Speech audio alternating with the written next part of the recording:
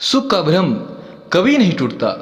यदि विचारपूर्वक देखा जाए तो आनंद की प्राप्ति के लिए हम सुख की खोज करते हैं, जो गहरे उपद्रव का कारण सिद्ध होता है।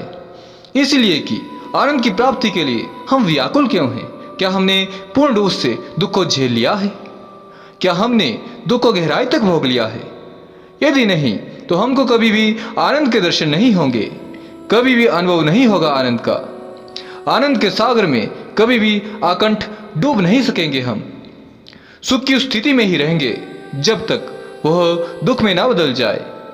यदि हाँ, तो हमको आनंद खोजना नहीं पड़ेगा, हमको आनंद के लिए पागल नहीं होना पड़ेगा, और हमें आनंद को प्राप्त करने के लिए किसी अनुष्ठान, पूजा पाठ, देव दर्शन आदि नहीं करना पड़ेगा, और ना तो किसी शास्त्र, पुराण आदि को ही पढ़ना पड़ेगा। आनंद हमें स्वयं हो जाएगा उपलब्ध। दुख की चरम सीमा पर पहुंचकर हम या तो आत्महत्या कर लेंगे या फिर आनंद को हो जाएंगे उपलब्ध। और आनंद को उपलब्ध होने का लक्षण है कारण का अभाव। जो भी कार्य हम करेंगे उसका कोई कारण नहीं होगा। हमारे किसी भी क्रियाकलाप की पृष्ठभूमि में कोई कारण नहीं रहेगा। यह योग की अवस्था विशेष है। सच्चे अर्थों में जो भी योगी होगा, साधक होगा और होगा सच्चे अर्थों में संत महात्मा, उसका समस्त कर्म, उसका समस्त क्रियाकलाप अकारण ही होगा। अचानक मेरा सिर हल्का होने लगा। फिर धीरे धीरे आंख खुली। देखा सामने खड़े थे गोपाल ब्रह्मचारी। उन्हें सारी स्थिति बतलाई और उस स्थिति में मेरे मस्तिष्क को जो ज्ञान उपलब्ध हुआ था उसे सुनाया। सब कुछ सुन लेने के बाद गोपाल ब्रह्मचारी बोले, मेरे गुरुदेव के कॉस्मिक तरंगों से तुम्हारे मस्तिष्क की तरंगों का संबंध अकस्मात जुड़ गया था। तुम मेरी कुटी में थे, इसीलिए क्योंकि इस स्थान पर गुरुदेव की कॉस्मिक तरंगे प्रायः मंडराती रहती हैं। यह सुनकर आश्चर्य हुआ मुझे। अनजाने में एक दिव्य योगी से मेरा संबंध जुड़ गया था। मुझे मौन देखकर गोपाल ब्रह्मचारी बोले, ध्यान किया करो।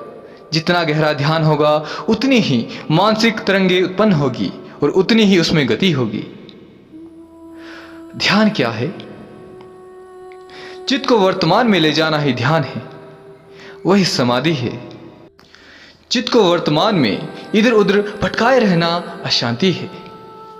यदि कोई ऐसा क्षण नहीं है जहां चित्त अशांत ना हो, जहां यह अशांति बंद हुई, उसी क्षण मन शांत हो जाएगा और हम उपलब्ध हो जाएंगे ध्यान को।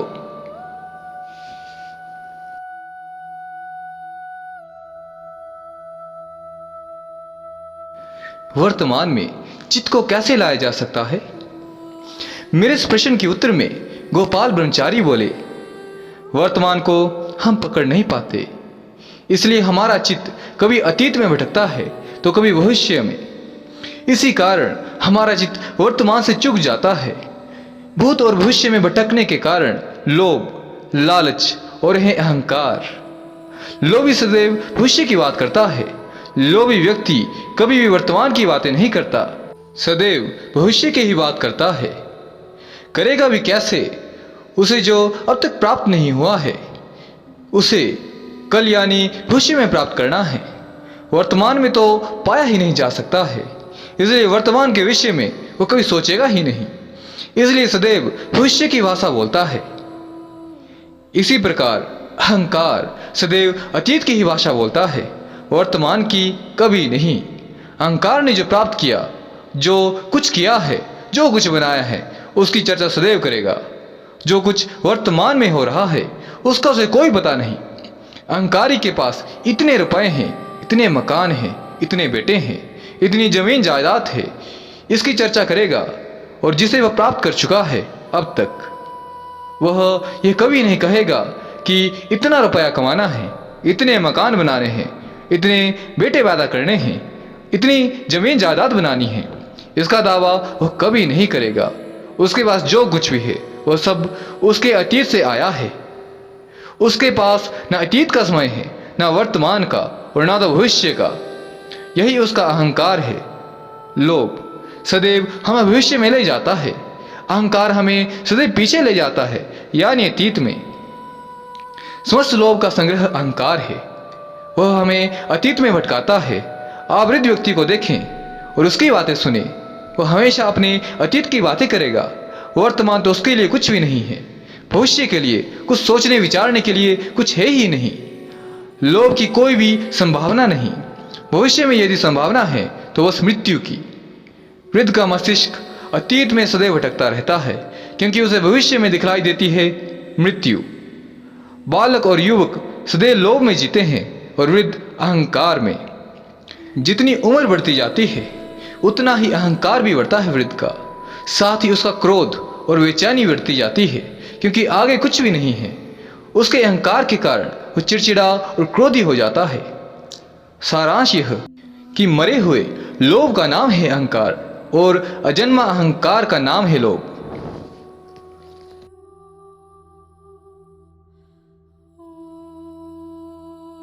वास्तव में यही सब कारण है हम चूक रहे हैं वर्तमान से। वर्तमान का सर्वाधिक महत्व है, उसका अपना मूल्य है। इसलिए जो सत्य है और जो अस्तित्व है वो एकमात्र वर्तमान में ही है। लोभी का लोभ जब चरम सीमा पर पहुंच जाता है उसे आध्यात्मिक लोभ परेशान करने लगता है। अब परमात्मा को पाने की इच्छा होती है, स्वर्ग की कामना जागृत होती है, मोक्ष भी मिलना चाहिए उसे। अपनी लोभ की भाषा में वह ये सभी सोचने लगता है। उसके लिए रामायण, भागवत, गीता, पुराण आदि की कथा सुनने लग जाता है वह। आज के युग में कथा सुनने वाले कम और कथा सुनाने वाले अधिक हैं। कथा सुनाना भी एक कला है। हमारे देश में इस कला को सिखाने के लिए बड़े बड़े आचार्य विद्यमान हैं। लोभी तीनों हैं, कथा सुनाने वाला और कथा सुनने वाला और साथ ही कथा की कला में मनमज्ञ बनने वाला आचार्य। बस थोड़ा सा अंतर है तो लोभ की सिद्धि में। मैं ये नहीं कहता हूं कि आप लोभ ना करें। मैं तो आपसे कहूंगा कि लोभ को समझ ले, अहंकार को भी समझ ले। केवल वर्तमान स्वयं ही सत्य है और अस्तित्व है। एक क्षण के लिए भी उस बिंदु पर पहुंच जाए जहां आप यह कह सकें कि मेरे पास ना तो कोई अतीत है और ना तो मेरे पास है भविष्य, बस मैं हूं। आपको आपका यह बोध तत्काल परमात्मा के अस्तित्व में प्रविष्ट करवा देगा।